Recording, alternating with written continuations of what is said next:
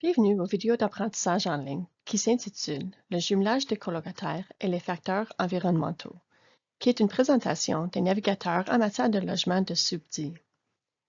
Dans ce module, nous aborderons brièvement les facteurs individuels, le cercle de soutien et les facteurs environnementaux qui influent sur le jumelage des colocataires, avant de nous concentrer plus particulièrement sur les facteurs à prendre en compte liés à l'environnement physique au sein du logement partagé par les colocataires, ainsi que sur les éléments à considérer concernant le quartier et la communauté environnante. Avis de non-responsabilité. Tous les renseignements contenus dans le présent module et les documents d'accompagnement sont fournis à titre informatif seulement et ne doivent pas être considérés comme des avis juridiques, techniques, commerciaux ou autres. Service de l'Ontario pour les personnes ayant une déficience intellectuelle et ses organismes hôtes ne font pas la publicité des produits, des processus ou des services commerciaux mentionnés dans le présent module, ni de leurs producteurs ou de leurs fournisseurs. De plus, Subdi ne donne aucune garantie expresse ou tacite et n'assume aucune responsabilité juridique quant à l'exactitude, à l'exhaustivité, au caractère opportun et à l'utilité des renseignements présentés dans le présent module ou dans les documents d'accompagnement, notamment les liens Web vers d'autres serveurs. Dans le présent module, nous présenterons un résumé des facteurs qui ont souvent une incidence sur le jumelage des colocataires, et nous parlerons ensuite des facteurs liés au milieu de vie, tels que voisinage, coût, sécurité, espace commun et entretien, pérennité. Commençons sans plus tarder. Cette diapositive contient des liens vers des renseignements et des ressources tirés de la trousse d'informations sur le logement de Subdi, qui se rapportent au contenu dont nous parlerons dans le présent module. Le premier lien mène à l'étape 1 de la trousse d'informations sur le logement de Subdi, où l'on peut se renseigner sur le sujet des colocataires et trouver d'autres renseignements qui peuvent se révéler utiles pour la démarche de planification. Le deuxième lien mène vers le formulaire Mon plan de logement et de soutien, lequel est un outil que vous pouvez utiliser pour y consigner des renseignements importants sur vous et sur votre mode de vie, en plus d'y noter les besoins et les envies qui sont liés au plan de logement et de soutien que vous êtes en train d'élaborer. Ce module et les autres que nous avons créés dans cette série peut vous aider à remplir le formulaire Mon plan de logement et de soutien si vous le souhaitez. Ces modules mettront en relief certains points à prendre en considération dans chaque domaine du formulaire. Pour toute question ou demande d'aide, n'hésitez pas à communiquer avec le navigateur en matière de logement de Subdi de votre région. Le document Mon plan de logement et de soutien est offert en format PDF. Il peut être modifié et donne de meilleurs résultats lorsqu'il est rempli en format électronique puisqu'il permet d'y inclure davantage de renseignements et peut être facilement mis à jour à mesure que surviennent les changements. Vous pouvez également imprimer le formulaire si vous préférez. Le troisième lien vous dirige vers l'outil Mon cercle de relations, lequel peut vous aider à penser aux personnes qui sont importantes pour vous dans votre vie.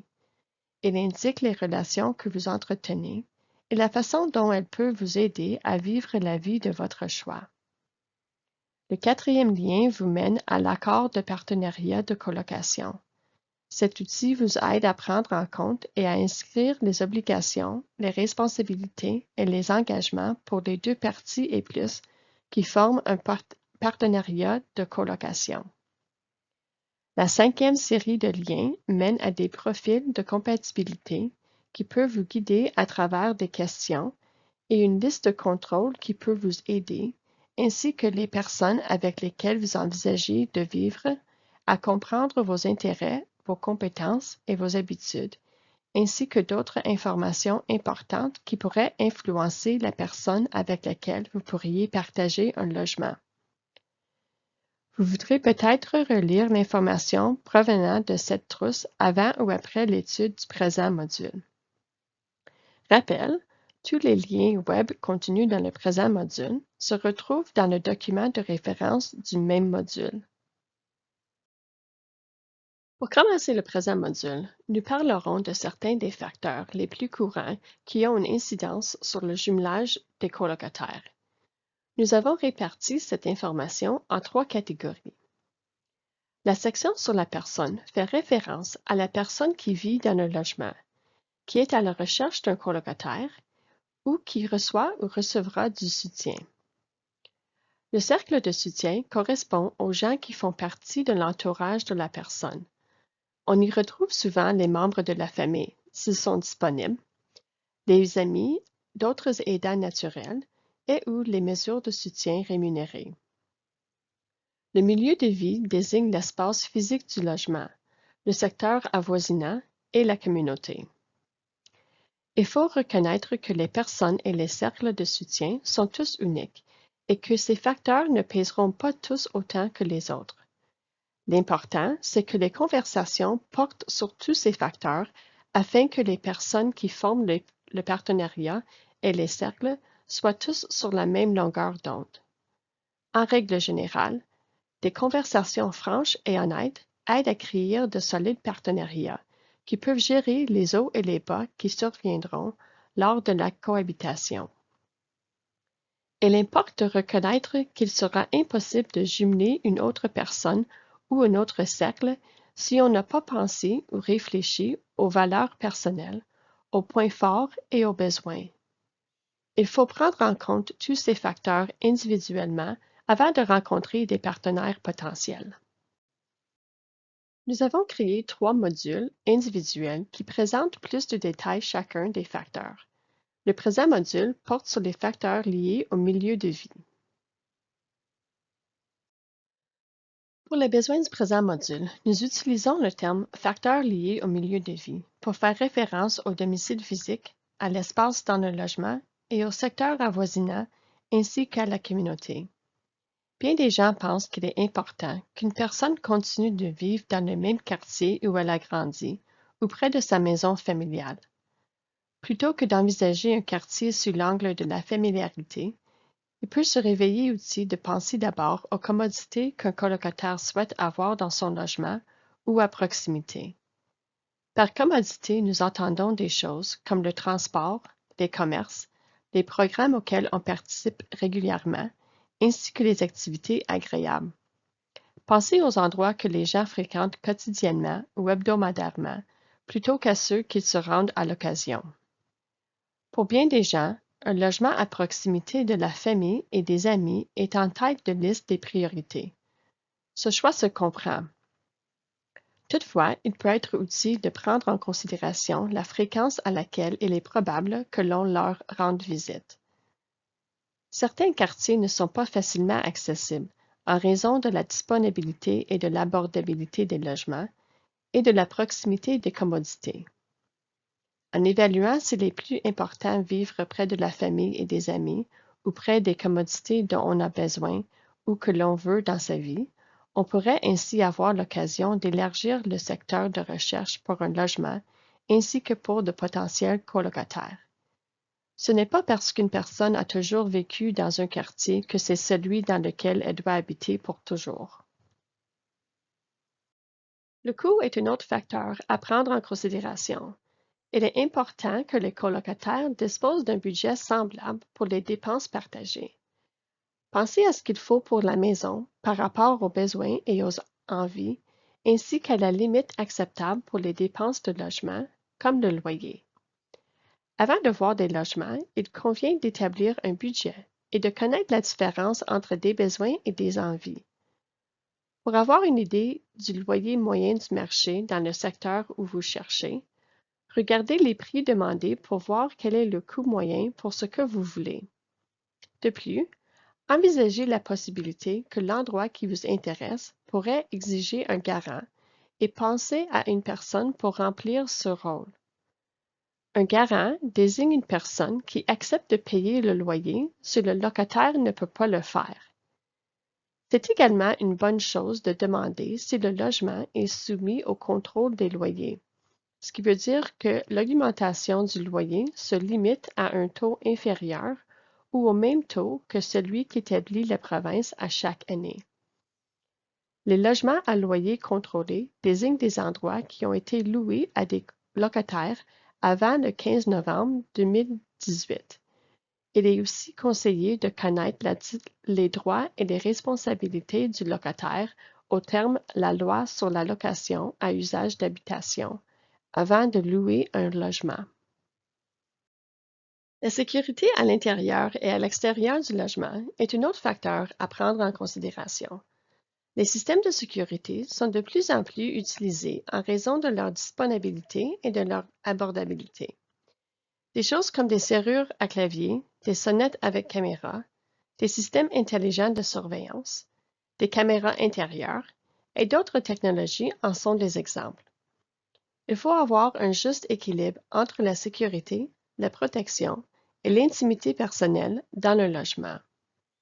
Beaucoup de gens ne sont pas à l'aise lorsqu'il y a des caméras à la maison, même si c'est pour une bonne raison, car ils se sentent envahis dans leur intimité. Pensez aussi à la sécurité aux alentours du logement. Par exemple, dans les meubles.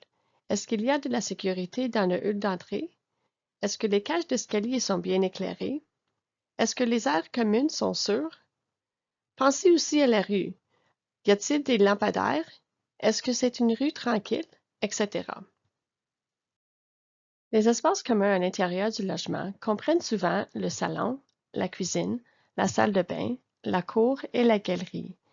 Il est important de penser à la manière dont ces espaces seront décorés et entretenus.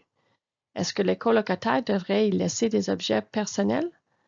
Les décorations peuvent être très symboliques et montrer à quel point l'espace est accueillant pour tous les colocataires.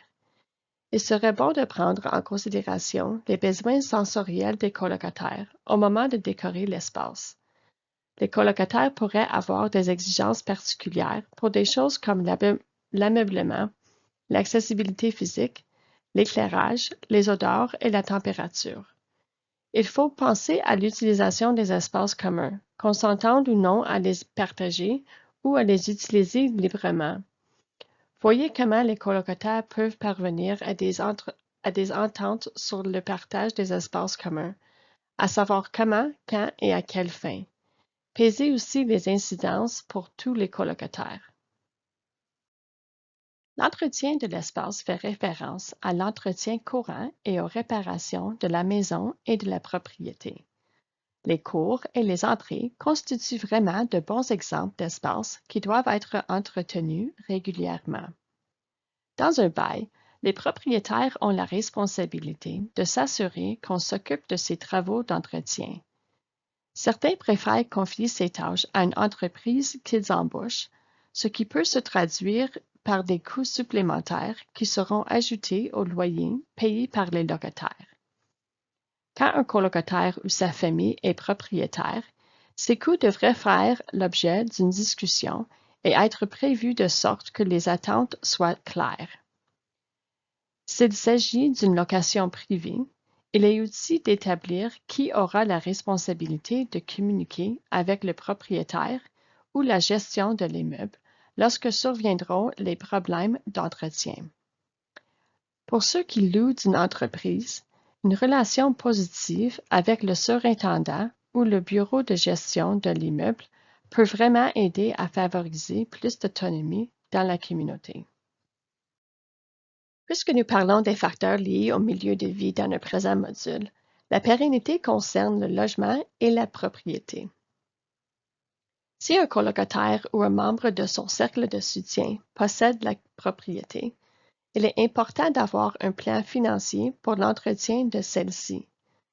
Des choses comme l'éclatement de conduites d'eau, des infestations de ravageurs ou des réparations majeures sont coûteuses et il est important que le propriétaire se constitue un fonds pour payer les réparations à partir du loyer payé par les locataires. C'est souvent difficile financièrement lorsque des travaux doivent être effectués et que le propriétaire ne dispose pas déjà d'un fonds pour assumer les coûts imprévus. Ce n'est pas une situation souhaitable pour le propriétaire ni pour les locataires. Si vous achetez une propriété pour quelqu'un que vous soutenez, afin qu'il puisse y vivre avec un colocataire, il est fortement recommandé d'obtenir des conseils juridiques sur le droit de propriété ainsi que des conseils financiers, notamment une stratégie pour se départir de la propriété si vous souhaitez ou devez la vendre. Tout le monde devrait revoir les budgets et tenir compte de l'inflation au fil du temps. Pour les locations, il est important de comprendre les différents droits et responsabilités qui s'appliquent aux différents types de contrats de location. Par exemple, bail partagé, bail séparé, sous-location, etc. À titre d'exemple, quelles seront les répercussions si l'une des parties, ou les deux, décide de mettre fin à l'entente de colocation? Nous encourageons tous les colocataires à avoir un contrat de location ainsi qu'un accord de partenariat de colocation signé dans leur dossier pour les consulter au besoin. Il vaut mieux préparer ces ententes avant de former un partenariat que d'être aux prises avec des problèmes.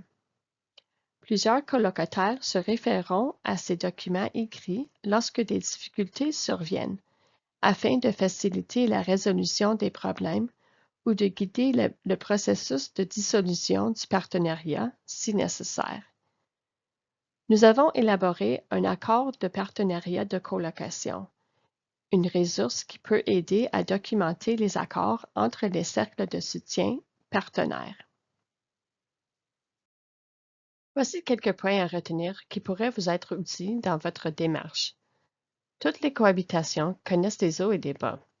Toutefois, un solide partenariat peut aider à traverser les moments difficiles. Pour favoriser la réussite, une étape importante consiste à bien réfléchir à vos ressources, à vos besoins et à vos envies en termes de quartier, au coût, à la sécurité, aux espaces communs, à l'entretien des espaces et à la pérennité. En règle générale, des conversations franches et honnêtes aident à nouer de solides partenariats avec les colocataires. Avant d'éménager, il est fortement recommandé de co-rédiger un contrat de location et/ou un accord de partenariat de colocation auquel les parties ont consenti. Une autre étape importante consiste à vous informer sur vos droits et responsabilités afin de pouvoir être un bon colocataire, en plus de pouvoir défendre ardemment votre droit à un logement sûr. Cette diapositive contient des liens vers des renseignements et des ressources qui se rapportent au contenu dont nous avons parlé dans le présent module. Le premier lien mène à l'étape 1 de la trousse d'informations sur le logement de Subdi. Le deuxième lien mène vers le formulaire Mon plan de logement et de soutien. Le troisième lien vous dirige vers l'outil Mon cercle de relations. Le quatrième lien vous mène à l'accord de partenariat de colocation. Et le cinquième ensemble de liens mène au profil de compatibilité qui peut vous guider. Cette diapositive dresse une liste des ressources et des renseignements de Subdi. Le premier lien peut vous aider à trouver le Subdi de votre région. Le deuxième lien vous permet de trouver de l'information sur la navigation en matière de logement de Subdi. Le troisième lien vous conduit à une liste des navigateurs en matière de logement pour toutes les régions de l'Ontario. Cette liste comprend également leurs coordonnées. Et le quatrième lien vous dirige vers le calendrier des événements de Subdi. Voilà qui conclut le module intitulé « Le jumelage des colocataires et les facteurs environnementaux ». Pour en savoir plus sur les services de l'Ontario pour les personnes ayant une déficience intellectuelle, n'hésitez pas à consulter notre site web et nos comptes sur les plateformes de médias sociaux.